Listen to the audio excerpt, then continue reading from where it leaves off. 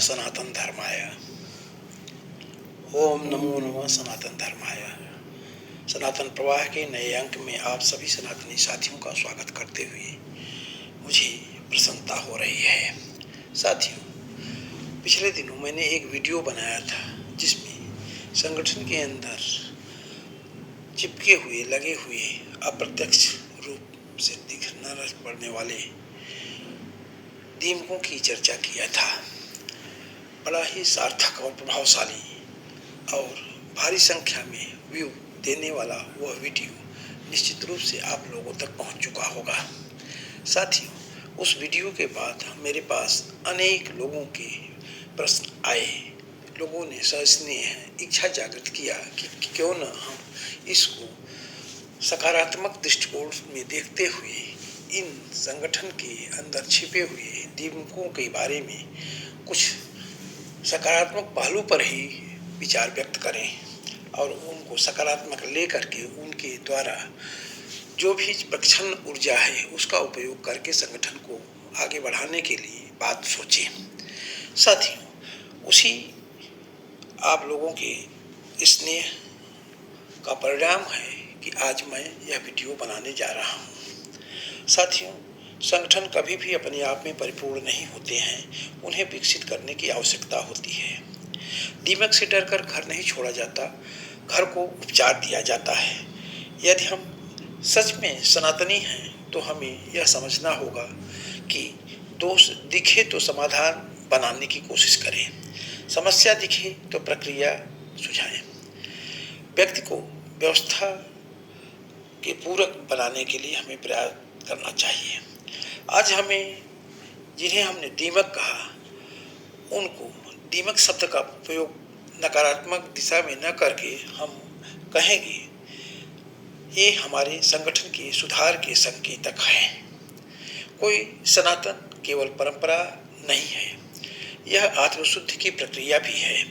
साथियों, यदि मेरे इस प्रयास को आपने सार्थकता के साथ देखा है तो मैं कहूँगा कि निश्चित रूप से आपको यह वीडियो पसंद आया और इसके लिए आप अपना विचार इस तरह से रखें कि हम इस चैनल को आगे बढ़ा सकें। आइए आप इस चैनल को सब्सक्राइब करके हमें प्रोत्साहन दीजिए, लाइक करके हमें शक्ति और ऊर्जा प्रदान करिए। साथियों, निश्चित रूप से सनातनी संगठनों में दीमक या छिपा हुआ जो भी हमारा कार्यकर्ता होता है वह हमारे लिए एक अवसर होता है। संगठन को खोखला नहीं बल्कि वह मजबूत बनाता है, इस बारे में हमें सोचने की आवश्यकता है। साथियों, एक श्लोक है गीता के अध्याय 6 में 5 नंबर पर, उत्थरेतात्मा आत्मनम न आत्मनम नव प्रसादेत आत्मैव ह्यात्मनो बंधुरात्मैव रूपात्मनः।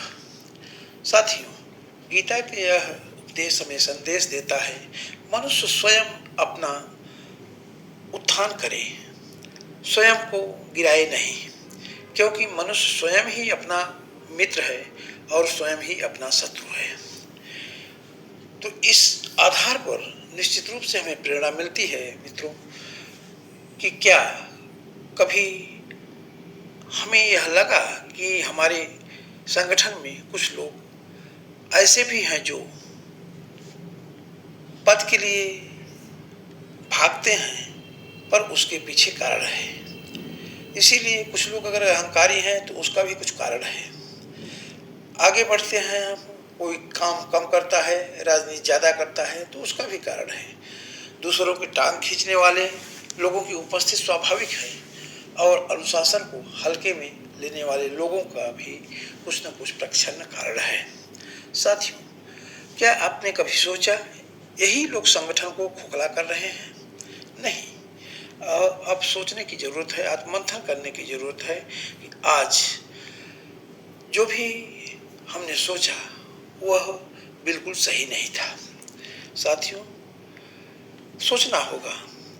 आज मैं आपसे एक कठिन प्रश्न पूछना चाहता हूँ, क्या जिन्हें हमने कमजोर कड़ी समझा, क्या वे सचमुच दीमक हैं या वे हमारे संगठन की कमजोर संरचना का संकेत हैं, या फिर वे हमारे लिए एक अवसर हैं आत्ममंथन का। निश्चित रूप से साथियों, आज का यह वीडियो आलोचना नहीं है, यह आत्मनिरीक्षण है और समाधान की दिशा में एक गंभीर संवाद भी है। साथियों, आज के विषय को मैं छोटे छोटे 7 बिंदुओं में बांट करके आगे बढ़ूंगा। पहले बिंदु पर हम दीमक शब्द की गंभीरता के बारे में सोचेंगे। दीमक बाहर से नहीं दिखती, यह भीतर से चुपचाप संगठन को खोखला करती है। पर एक और प्रश्न, क्या मजबूत सागौन की लकड़ी इतनी जल्दी दीमक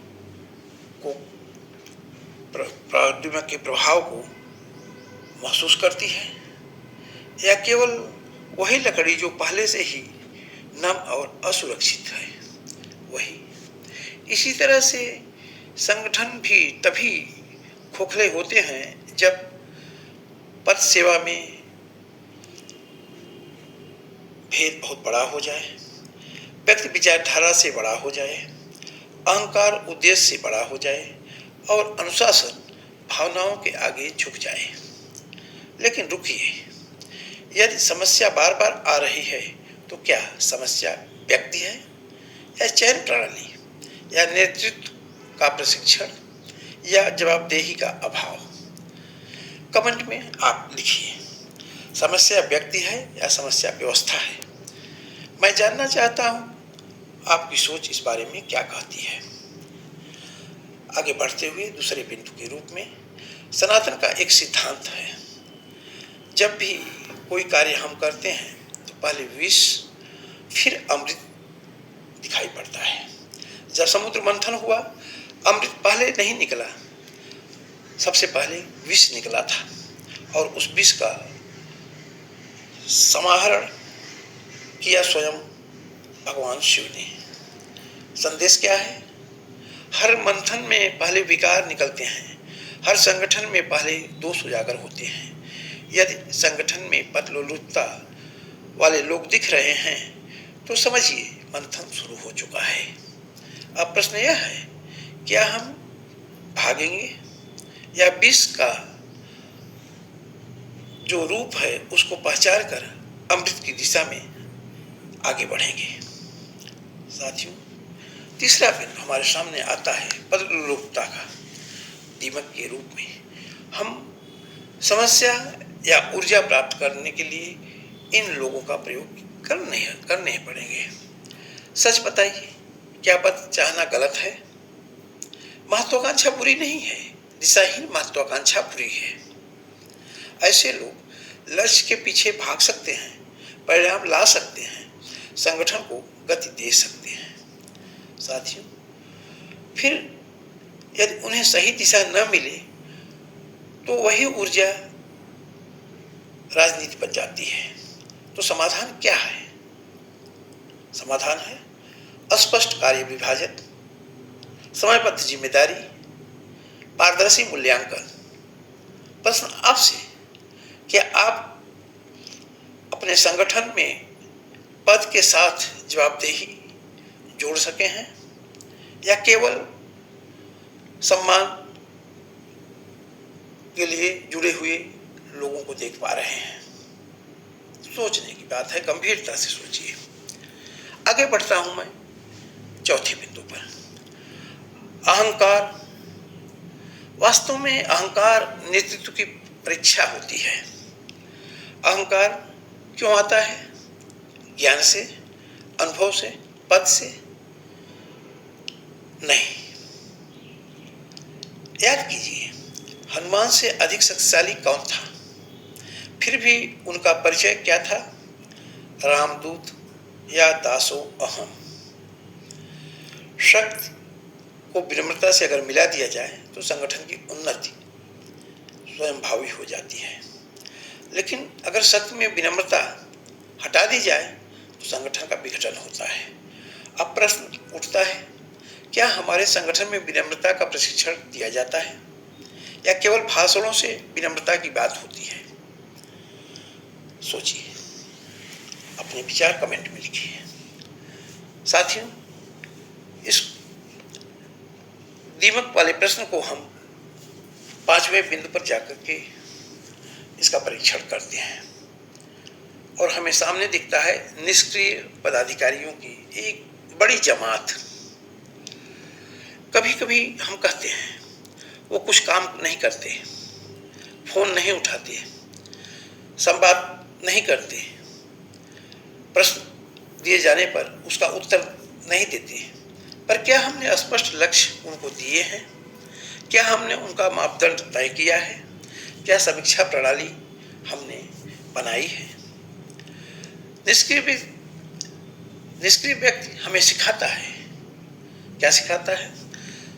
सिस्टम व्यक्ति पर निर्भर नहीं होता। यदि व्यक्ति हटे और काम रुक जाए तो दोष व्यक्ति का नहीं, व्यवस्था का है। सोचिए, हमने अगर सही प्रणाली बनाई है, हमने सही ढंग से उनका मार्गदर्शन किया है, सही ढंग से अपने कार्यकर्ताओं को कार्य विभाजन किया है, तो फिर परेशानी क्या इसी रूप में होगी जैसी आज दिख रही है और हम दीमक कहने को बाध्य हो रहे हैं? नहीं। साथियों, 5वां बिंदु हम देखते हैं। टांग खींचने वाले और आलोचक के रूप में जिन्हें हमने दीमक की संज्ञा दी। हर संगठन में आलोचक होते हैं। अब प्रश्न उठता है, क्या आलोचना से डरना चाहिए या उसे परखना चाहिए?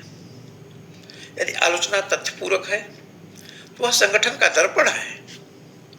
यदि आलोचना व्यक्तिगत है तो वह आलोचक का चरित्र है। श्री कृष्ण को विरोध का सामना करना पड़ा था और उन्हें यह विरोध सहना भी पड़ा, लेकिन क्या उन्होंने धर्म का मार्ग छोड़ दिया? नहीं। साथियों, इसी तरह से हमारा शीर्ष का जो दायित्व है उसकी भी यही प्रक्रिया और वो इसका भी वही यही परिणाम है। गंभीरता से इसे लेना है। मैं आगे बढ़ते हुए 7वें बिंदु पर एक बड़े प्रश्न की ओर जाता हूं। आज सबसे बड़ा प्रश्न यह नहीं है कि दीमक कौन है। सबसे बड़ा प्रश्न है, क्या मैं समाधान का भाग हूं या केवल शिकायत करने वाला मूक दर्शक? सनातन केवल परंपरा नहीं, यह निरंतर आत्मशुद्धि की प्रक्रिया है। आइए हम दीमक शब्द का प्रयोग दोषारोपण के लिए नहीं, बल्कि हम कहेंगे यह संकेत है कि हम अपनी व्यवस्था सुधारें। हमें अपनी व्यवस्था सुधारनी चाहिए। यदि यह विचार आपको छू रहा है तो कमेंट में आप लिखिए, मैं संगठन सुधार का भाग बनूंगा। वीडियो को शेयर कीजिए, क्योंकि आलोचना नहीं, संवाद से ही संगठन आगे बढ़ता है। साथियों, निश्चित रूप से मैं आपके सामने कुछ प्रश्न रखना चाहता हूं। क्या हमारे संगठनों में समस्या वास्तव में व्यक्तियों की है या हम एक ऐसी व्यवस्था बना चुके हैं जहां पद सेवा से बड़ा हो गया है? आप कुछ प्रश्न मैं जो पूछ रहा हूं उसका उत्तर कमेंट बॉक्स में केवल प्रश्न संख्या लिखकर दें, अगर वह हाँ में है तो। अगर उत्तर ना में है तो उसे छोड़ दीजिए, कुछ भी नहीं लिखिए। मैं एक दूसरा प्रश्न पूछ रहा हूं, इसको भी आप उसी रूप में लेंगे। अगर उत्तर हाँ में है तो इसकी संख्या 2 है, आप 2 लिखिएगा कमेंट बॉक्स में। दूसरा प्रश्न हमारा है, यदि आज संगठन में हमें अहंकार दिखाई देता है तो क्या यह केवल सामने वाले का ही दोष है या हम सबने मिलकर विनम्रता की संस्कृति को कमजोर किया है? अगर इसमें आप हाँ पाते हैं तो कमेंट बॉक्स में 2 लिख सकते हैं, अन्यथा इसको छोड़ दीजिए। मैं आगे बढ़ रहा हूं, एक तीसरा प्रश्न पूछ रहा हूं, क्या हम आलोचना को शत्रु मानते हैं क्योंकि वह असत्य है या इसके लिए कि हम उसे भीतर की किसी असुविधाजनक सच्चाई को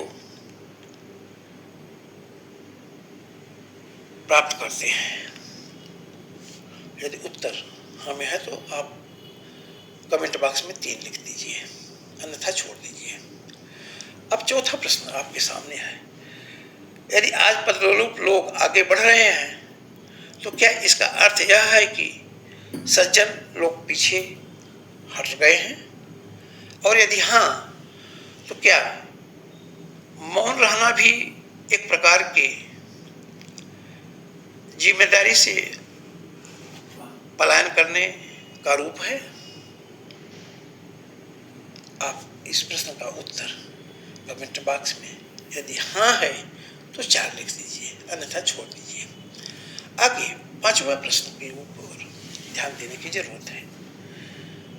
प्रश्न है, जब हम दीमक शब्द का उपयोग करते हैं तो क्या हम समाधान का भाग बनते हैं या अनजाने में निराशा की दीवार और ऊंची कर देते हैं? यदि इसका भी उत्तर हाँ में है तो आप इसकी संख्या, जो प्रश्न की संख्या है 5, कमेंट बॉक्स में 5 लिख दीजिए, अन्यथा छोड़ दीजिए। साथियों, इस तरह से कुछ प्रश्न हमने आपके सामने रखा, निश्चित ही वे महत्वपूर्ण हैं और जिनको हमने दीमक कहा, संगठन के उन कार्यकर्ताओं पे विशेष ध्यान देखते हुए उनके अंदर छिपी हुई ऊर्जा, उनके कार्य कौशल की क्षमता और उनके विचारों में पद दायित्व अगर रुचि ला सकता है, परिवर्तन ला सकता है, उसके लिए प्रयास करते हुए या प्रयास को अपना दायित्व बनाते हुए हमें आगे बढ़ना होगा। संगठन तभी आगे बढ़ सकता है न कि अपने कार्यकर्ताओं को दरकिनार करके संगठन को आगे बढ़ाने की परिकल्पना की जाए। धन्यवाद। जय हिंद, जय राष्ट्र।